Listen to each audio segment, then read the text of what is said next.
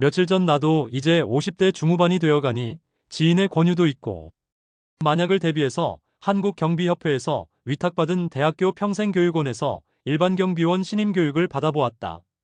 아파트나 시설 경비로 일을 하려면 이 교육은 반드시 받고 수료증을 취득해야만 하며 마지막 경비 업무를 그만둔 날로부터 3년간 유효하다. 취득하고도 3년간 경비 업무를 하지 않았다면 다시 수료를 해야 하고 어제까지 경비 업무를 했다면 오늘부터 3년간은 유효한 수료증이다. 이 교육을 받기 위해서는 전화 접수, 이메일 접수, 팩스 접수 후 안내에 나온 계좌번호로 10만 원을 입금하고 기다리면 문자로 알려주면 보통 한 달에 2에서 3회 정도 시행하고 3일 동안 8시간씩 총 24시간 수업을 한다. 요강만 보고 이메일 접수하고 기다리면 누락이 돼도 모를 수 있으니 개인적 생각으로는 전화 접수를 권장한다. 접수 받으신 선생님이 친절하게 잘 도와주셨다. 내가 사는 광주광역시는 한국경비협회와 조선대학교 평생교육원에서 교육을 진행하기에 집에서 가까운 조선대학교에 접수를 했다. 원래 수업은 9시부터지만 첫날은 15분 정도 미리 가서 입교 신청서도 쓰고 출석부도 작성하는 것이 좋다. 40명 교육생 중 3분의 2는 60대 이상인 듯 보였고 20대, 30대도 보였다. 아마도 현금 수송이나 간단한 경호 업무를 위해 교육을 받지 않나 싶다. 모든 교육은 50분 강의하고 10분씩 휴식이 주어지며 조선대학교는 커피와 차를 준비해 주셔서 기분 좋게 시작했다. 대학교인 만큼 시설이나 화장실은 매우 깨끗하고 조용한 분위기였다. 1일차 첫 번째 2시간은 기계 경비 실무에 대해 배웠다. 한마디로 CCTV나 각종 감지기를 이용한 경비 업무에 대한 전반 사항이다. 교수님들 강의는 전반적으로 영상과 설명으로 수강자 나이를 생각해서 어렵지 않고 진행도 빨랐다. 1일차 두 번째 2시간은 체포 호신술에 대한 개요를 배웠다. 현실적으로 아파트 경비를 하다가 실제로 체포할 일은 없을 것이다. 신임 경비의 주 업무는 상황을 체크하고 감시하며 신고가 주 업무라고 배운다. 1시간 점심시간이 있으며 식사는 제공하지 않으니 각자 알아서 드셔야 한다.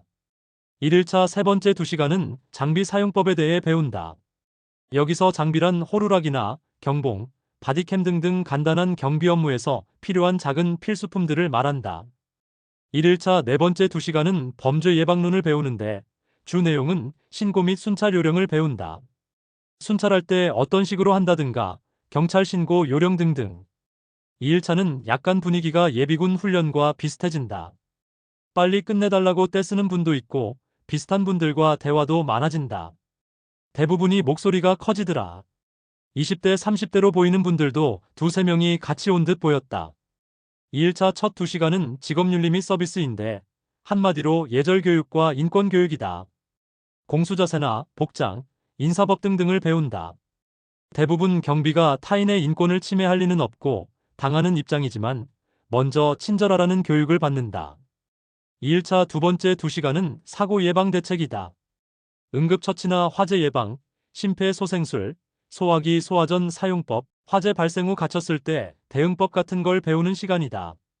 지루하지만 매우 중요한 수업이고 가장 중요하게 배운 건 모든 범죄나 사고는 가까운 사람으로부터 일어난다는 것이다. 점심 식사 후 2일차 세 번째 2시간은 혼잡 교통 유도 경비다. 여기서부터는 강의나 용어가 좀 전문성을 띠게 된다. 경비 업무 중 실질적으로 해야 하는 질서 유지나 도로 통제, 교통 신호 같은 개요를 배운다. 2일차 네 번째 2시간은 호송 경비 실무다. 사실상 아파트나 백화점 야간 경비를 할 경우 호송할 일은 없을 것이다. 일반적으로 육하원칙 보고 방식이나 시정장치나 안전관리 경찰 신고에 대한 수업을 한다. 이제 3일차 마지막 날이다. 수료식도 하고 간단하게 시험도 보는 날이라 정신 바짝 차려야 한다. 비가 어마어마하게 와서 광주광역시가 물에 잠긴 날이기도 하다. 3일차 첫 번째 3시간은 시설 경비 업무다. 실제로 시설 경비를 하며 해야 하는 경비의 종류라든가 아파트 경비가 해야 하는 업무의 한계를 가르친다. 가령 청소나 재활용품이라든가 주차나 택배 보관 업무 같은 것들이다. 규정대로 하는 아파트는 없을 것이다. 갑질하는 주민들의 요구사항도 많을 것이다. 이 수업은 그 경계선을 배운다. 규정대로 하면 좋겠지만 대부분 경비 업무는 입주자들 갑질을 각오하는 것 같다. 3일차 두 번째 2시간은 신변보호 실무이다. 사건이 일어났을 때 현장 보존이나 현행범 체포, 경찰 신고 후 직무집행법 같은 걸 배운다. 신변보호 실패 사례를 강의하는 시간에 깜짝 놀랐다. 약간 리박스쿨 냄새가 나더라. 강사분이 경찰 출신 어르신이라 이해는 가지만 극우 인사들 공격당하는 PPT만 보여준다든가, PPT에는 없지만 구두로 국민이 대통령에게 질문하다 끌려나가는 사태를 신변보호 실패로 규정하는 말을 하시더라. 3일차 세 번째 이 시간은 경비업법인데 여성 경찰서장 출신이 강의하시더라. 대략 공경지 사경비, 경비업자 자격, 경비 종료, 경보 수신 후 대처법 같은 제반 사항을 강의하신다. 3일차 마지막 1시간은 평가와 수료식이다.